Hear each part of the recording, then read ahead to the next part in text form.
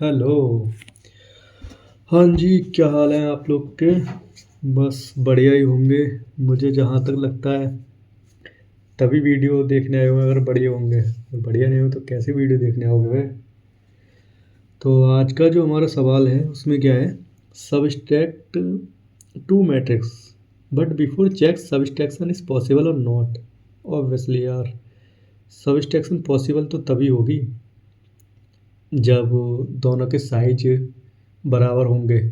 जैसे एडिशन वाले में आप देख लें, इससे पहले कि मैंने एक वीडियो अपलोड की है एडिशन वाली, ऐड टू मैट्रिसेस। आप उसे देख के आपको अंदाज़ा लग जाएगा क्या करना है, ठीक है? तो दो मैट्रिसेस होंगी, दोनों मैट्रिसेस के साइज दिए होंगे। अगर 2x2 की है तो दूसरी भी 2x2 की ही होनी चाहिए। अगर 3x3 की है तो दूसरी भी 3x3 की ही होनी चाहिए। आपको अगर एडिशन या सब्ट्रैक्शन करना है 2x2, तो दूसरी भी 2x2 ही चाहिए। 3x3 है तो दूसरी भी 3x3 है होनी चाहिए। अगर इनमें से पहली 3x3 होगी, दूसरी 2x2 हो गई, नहीं होगा। पहली 2x2 है, दूसरी 3x3 हो गई, नहीं होगा। ये तो हो ही नहीं सकता। तो यही कंडीशन हमें पहले चेक करनी है कि हो जाएगा या नहीं। तो हम क्या करेंगे, सबसे पहले हम R1 R2 C1 C2 करके 4 वेरिएबल ले लेंगे साइज चेक करने के लिए। R1 C1 फर्स्ट के लिए, R2 C2 सेकंड के लिए, ठीक। तो फर्स्ट वाली मैट्रिक्स के हम रो एंड कॉलम के साइज ले लेंगे। कितने कितने कितने साइज के आपको चाहिए? 2x3 की या 3x3 की है, यूज़र ने क्या दिया है, मतलब कि क्या इनपुट दिया है वो हम चेक करेंगे। रीड करेंगे वैल्यू, रीड करने के बाद हम दूसरी वाली मैट्रिक्स का वैल्यू लेंगे, साइज लेंगे 2x2 या 3x3 या 4x3 जो भी दे रहा है। उसके बाद हम कंडीशन लगा के हम चेक करेंगे कि वैल्यू बराबर है या नहीं है। अगर नहीं है बराबर तो matrices can not B subtract, ठीक। और अगर बराबर है तो मैट्रिसेस कैन बी सबस्ट्रैक्ट, ठीक है जी। तो अब हम क्या करेंगे, ये मुझे लगता है कोड लिखने में मुझसे थोड़ी गलती हुई है। If R1 is not equal to R2 और C1 is not equal to C2, तो प्रिंट कर देगा ये कि matrix can not B subtract. But हमने ये जो कोड लिखा है, ये कोड तो तब भी चलता रहेगा ना, पूरा प्रोग्राम तो तब भी चलेगा इसके बाद भी। तो फ़ायदा क्या होगा कंडीशन लगाने का, है ना? तो हम क्या कर सकते हैं, इस पूरे कोड को हम इफ़ के अंदर, तो ये लाइन है, हम इसे एल्स के अंदर डाल देते हैं। एल्स के अंदर अगर हम इसे डाल देंगे पूरे नीचे वाले कोड को, बेटे नीचे को आ जा, शाबाश। हाँ, यहाँ पर हम इसे डाल देंगे, ठीक है, ये पूरे कोड को। अब अगर ये कंडीशन फॉल्स हो जाती है, मतलब कि इसके जो इफ़ के अंदर जो भी है अगर ये प्रिंट कर जाता है तब ये नहीं चलेगा, और अगर ये प्रिंट नहीं करता है तब ये चलेगा, ठीक है। तो हम क्या करते हैं, सबसे पहले हमने, अब हम आ गए एल्स के अंदर कि हम चेक तो कर लिया, कंडीशन फॉल्स हो गई इसके अंदर की। तो कंडीशन फॉल्स होने के बाद हम आ गए इसके अंदर, हमने ले ली 3 मैट्रिक्स A B एंड यहाँ पर सम की जगह आप सब लिख देते हैं, R1 C1, ठीक है। इसके बाद हम 2 वेरिएबल ले लेंगे I,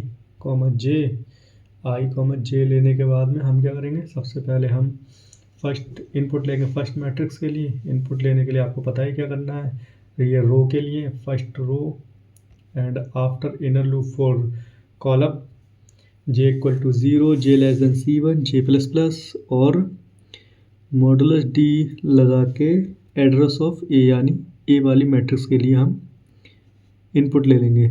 उसके बाद हम इसे ही कॉपी करेंगे, कॉपी करने के बाद यहाँ पर पेस्ट कर देंगे और A की जगह पर B लगा देंगे और फर्स्ट की जगह सेकंड लिख देंगे। ये तो आप लिखो मत लिखो आपको पता ही होगा, लेकिन लिखना इससे अच्छा रहता है कि पता लग जाएगा कि सेकंड मैट्रिक्स आ गई। उसके बाद हम क्या करेंगे, ऐड करेंगे 2 मैट्रिक्स, ऐड करने के लिए हम जो फर्स्ट वाला है ना, इसे ही कॉपी करेंगे लूप को। कॉपी करने के बाद यहाँ पेस्ट कर देंगे। बार बार लिखते रहेंगे तो बहुत समय लगेगा। और हम एक सिंपल सा फॉर्मूला लगाएंगे यहाँ पर, जो होता है सब equal to a minus B. यही वाला फॉर्मूला लगाएंगे। बस अंतर क्या होगा, यहाँ पर रो एंड कॉलम होगा, यहाँ रो एंड कॉलम, यहाँ रो एंड कॉलम। तो इसी तरह से ये लगा दिया है। और यहाँ पर एस यू बी, ये हो गया। ठीक है, इसके बाद हम क्या करेंगे, इसे रन करा देंगे। रन कराने के बाद में हम इसका प्रिंट करा लेंगे। प्रिंट कराने के लिए क्या करेंगे, हम इसी वाले को लूप को फिर से कॉपी करेंगे और प्रिंट कर मतलब यहाँ पेस्ट करेंगे। पेस्ट करने के बाद हम फिर ये जो लाइन है इसे काट के मतलब इसे हटा के हम इसकी जगह पे प्रिंट लाइन लगा देंगे। और प्रिंट कराने के लिए हम इसके अंदर सब इंस्ट्रक्शन को प्रिंट करा देंगे आई कॉमा जे के साथ। और इनर लूप के बाद में हम लाइन ब्रेक कर देंगे, जिससे कि एक काम करता हूँ मैं, इसे सही इंडेंशन के लिए